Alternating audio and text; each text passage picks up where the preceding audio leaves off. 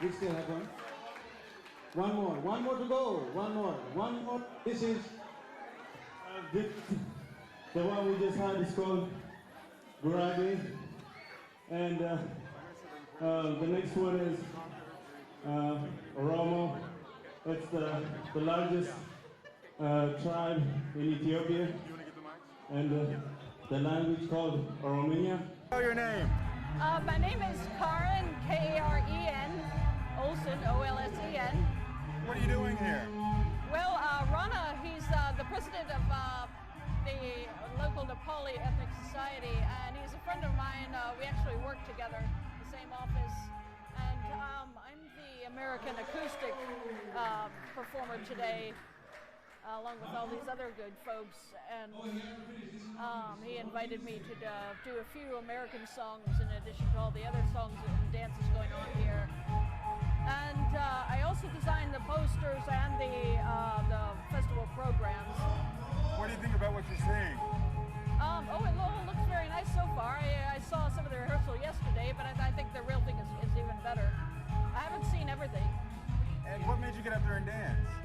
Well, I don't know. The last Ethiopian dance, I think that was my favorite thing that I'd seen so far, the one before the lunch break. And it kind of reminded me that 2 Folklife festivals ago, there was a lot of East African music that I enjoyed dancing to. So it kind of inspired me to sort of jump up and take part in that. Had you heard or danced Ethiopian music before today? Yeah, but it was like Folklife before last that I last did that. This event, this is the first year for it. What do you think of it? What? The first year for this event, what do you think of this event? You think it'll last?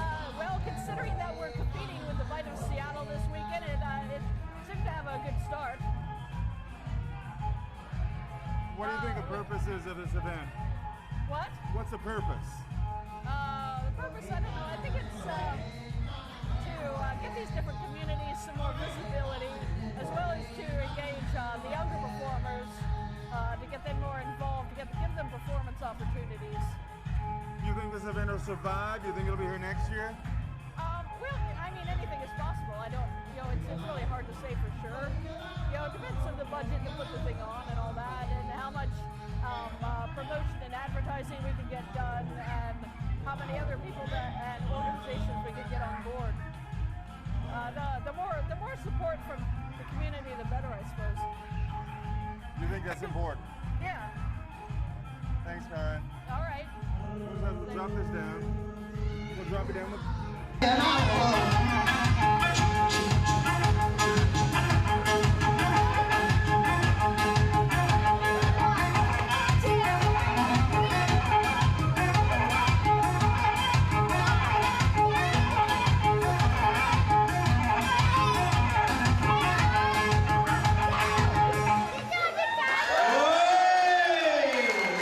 Ethiopia. Thank you.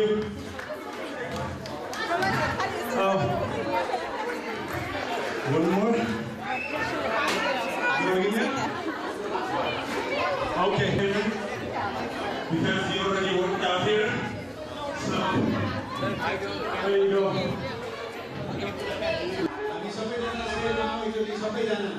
Last number of the Ethiopian dance. Last number. Okay, let's go.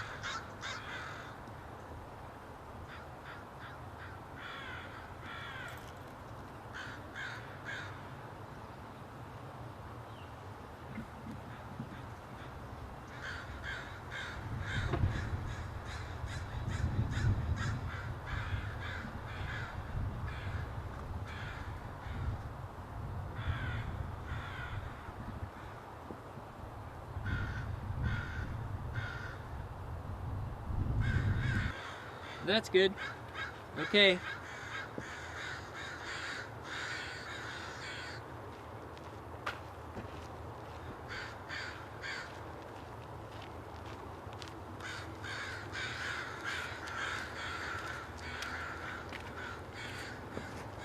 Perfect. Thank you very much.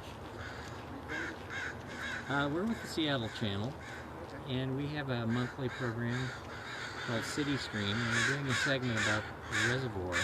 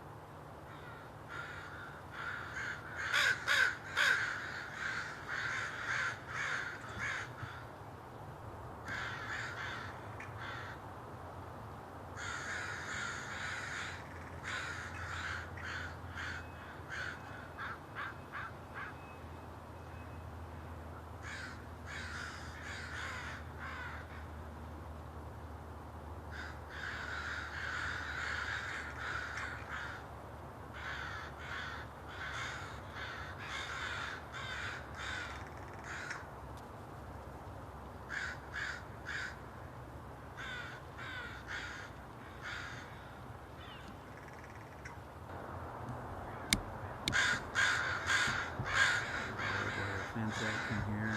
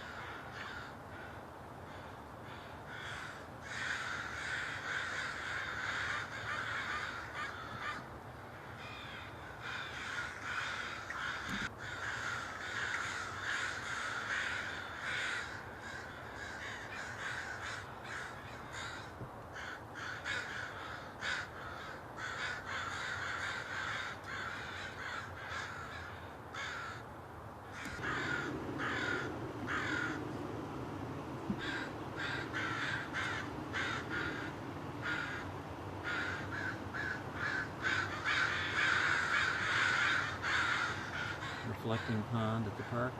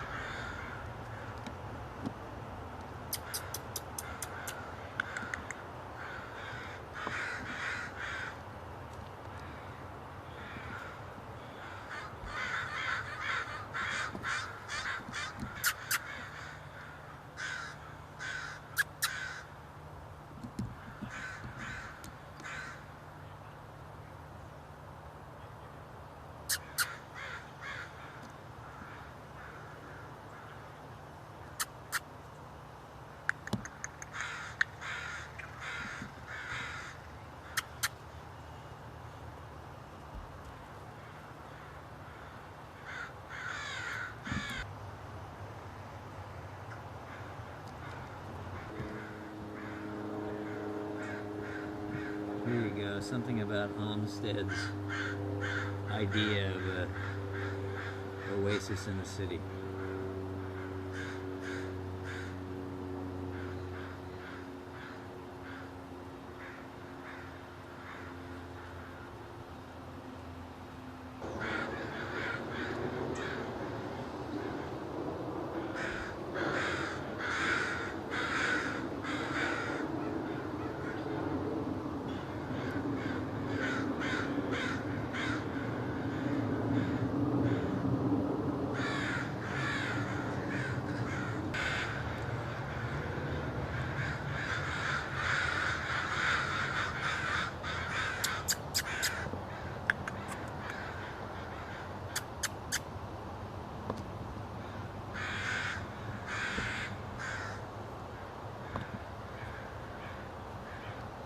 Okay, stay right there.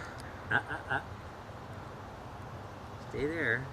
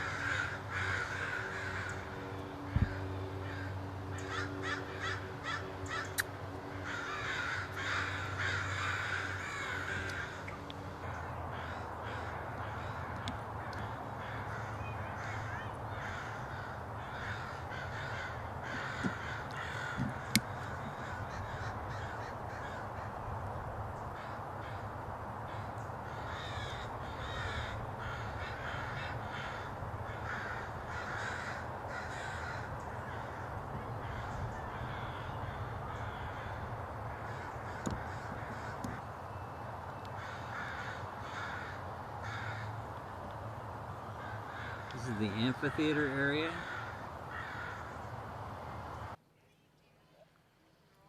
Bread?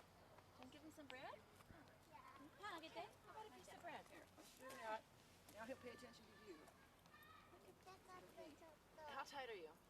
You're not in. You want to give him another piece of bread? You're Get gonna a piece of show bread. him your hands. Get a piece of bread. He's going to go wherever anybody has bread. So if he wants to show him where the hands are, show him his hands, then come around this way, honey. Come around this way. Oh. There we go. Now we're getting confused. Okay. There we go. Oh, Sharon, now you're in. There you go. Yeah, use your hands. Hold your hands out to him. Pat him. You pet him? Want to pet him? You put him on the top of his head? Here. Here's another piece. Here. You're being really stubborn. I should have brought Maze. Come here. Look, who's got bread? Who's got bread? Who's got bread? Who's that? Can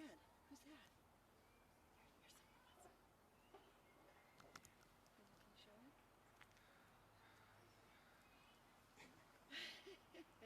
That is one wild goat. Yeah, he's crazy about bread. Okay, let's back up a little bit. Here you go. Actually, don't look at me.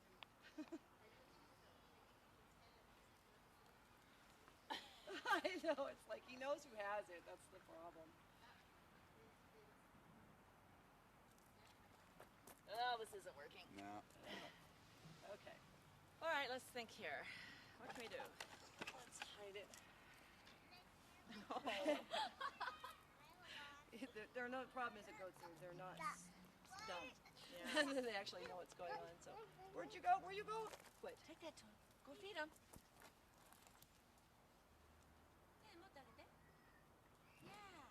Okay, here's another piece. There's another piece. Go feed him again. Thank God for editing. Actually, that's kind of cute. Yeah. Okay, here's another piece. Pucks. Okay, walk up to him. Listen.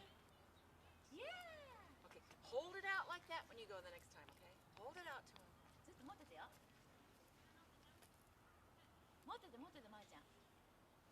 There you go. 持ってってあげて。取れるかな取れるかな。そうそうそうそう。 Don't drop it now.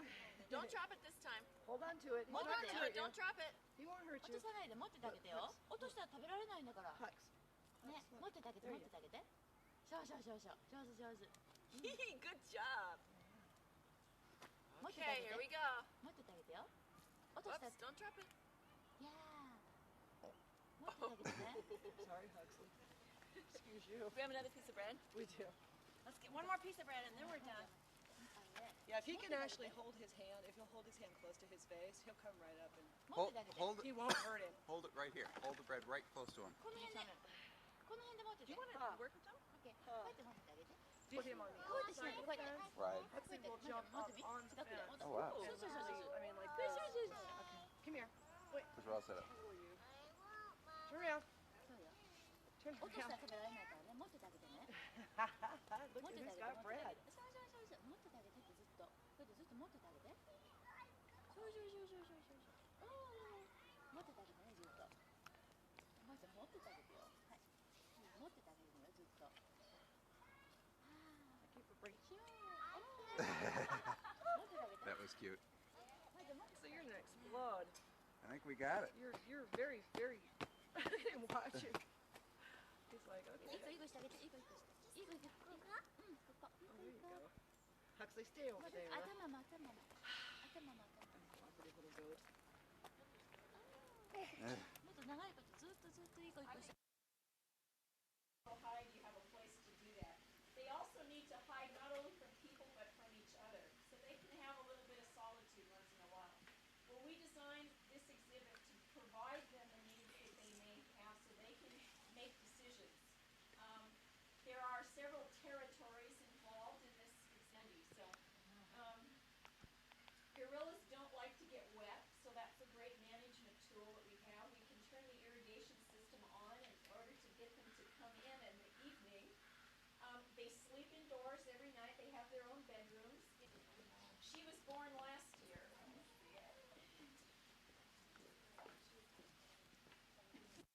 The love of animals, this is really the only place available to most children these days.